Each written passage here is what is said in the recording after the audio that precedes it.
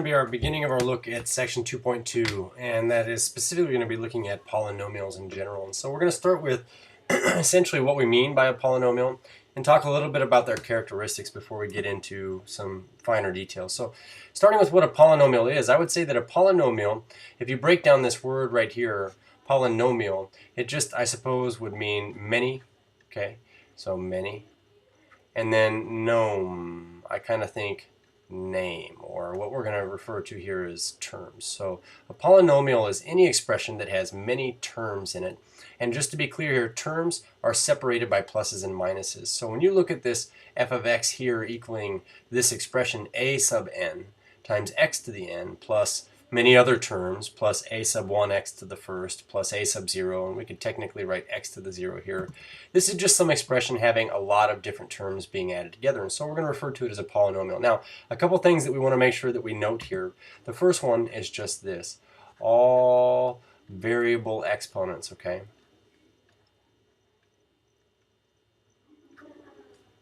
Are non-negative integers, okay? And so this means that when we look at our exponents on our x values here, they're just not going to be negative, and they have to be whole numbers. The other thing we want to make sure is that all coefficients are real, okay? So when we look at polynomial expressions, all coefficients must be real, and that's basically tantamount to saying they can't be imaginary. So we're going to write a few examples of some polynomials here, and then maybe we'll go take a look at their graphs. But examples might include, say, for our first example here, let's build f of x equals x squared plus 3x minus 2. Let's go plus 2. And then we'll go g of x is another polynomial here. We'll go 4 minus x squared. And then for my last polynomial, let's make this 3 plus 2x plus 2x squared plus 6x cubed. Okay, so some things that I want to make sure that we mention first of all are just vocabulary kind of things here. But when we refer to the word terms, remember that terms are separated by pluses and minuses. And so with respect to all of these expressions here, we could literally underline how many terms are in each expression. So to play on this idea of number of terms here, we're going to refer to this first polynomial as being a trinomial, just because it specifically has 3 terms. And you might even foreshadow a little bit then that the second polynomial we would call a binomial. And anything having 1 term, I suppose I didn't put one in there, but we can. We say j of x here.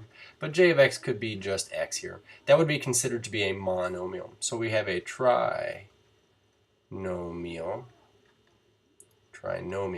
This is a binomial. Anything with 1 term would be a monomial. And then the last one here, letter C, we would just say is a four-nomial. Anything over 3 we tend to just call a four-nomial. So with what you see here, I do want you to recognize one thing, and it kind of goes back to this general expression up here, is that we started with an x to the n power, and as we go from left to right, it looks like our exponents would be decreasing. We have x to the first, x to the 0 at the end here. So when we talk about these things being written, we tend to want them written in what we call standard form. And so what we mean by standard form is just written in such a way that our exponents go in decreasing order. And so when you look at f of x here, it is already in what we call standard form, just because all of our exponents on our x's go in decreasing order. When you look at g of x, though, it was not written in standard form and should be alternatively written as negative x squared plus 4.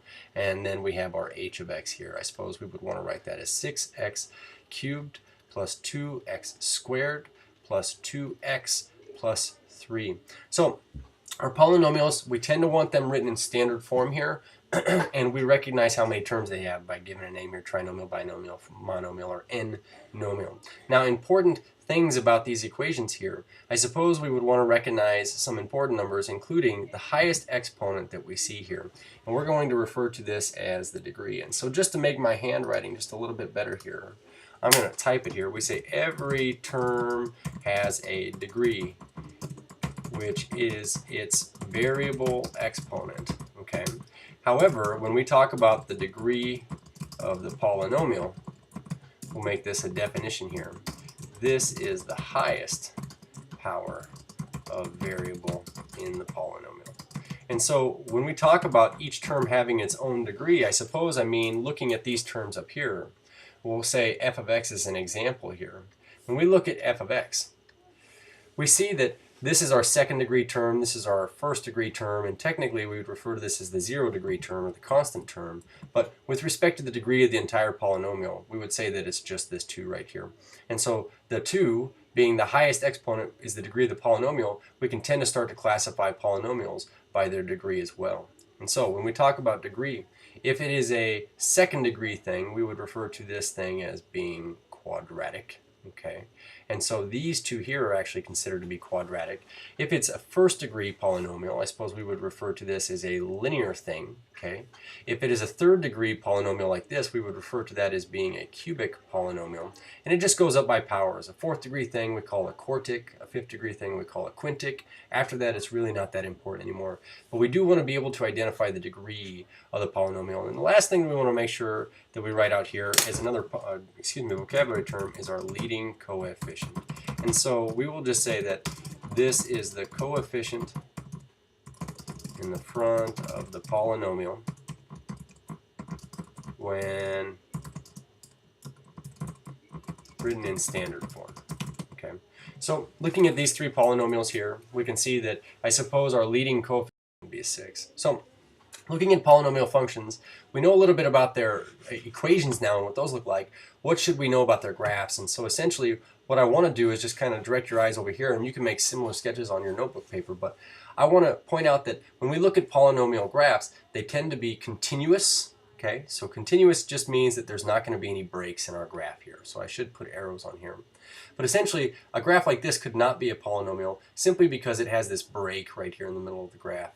And the other thing we want to make sure that we acknowledge is that polynomial functions have graphs with smooth, rounded turns. And so we have this nice looking smooth curve here that's always continuous. When we look at then graphs of polynomial functions, or not graphs of polynomial functions, but non-examples, we would see something like this here where it has a cusp. Okay, that would be different than a nice smooth curve. And so absolute value is not considered to be a polynomial. So as we look at polynomial functions, we're really going to be exploring their functions, but also their graphs and their behavior of their graphs.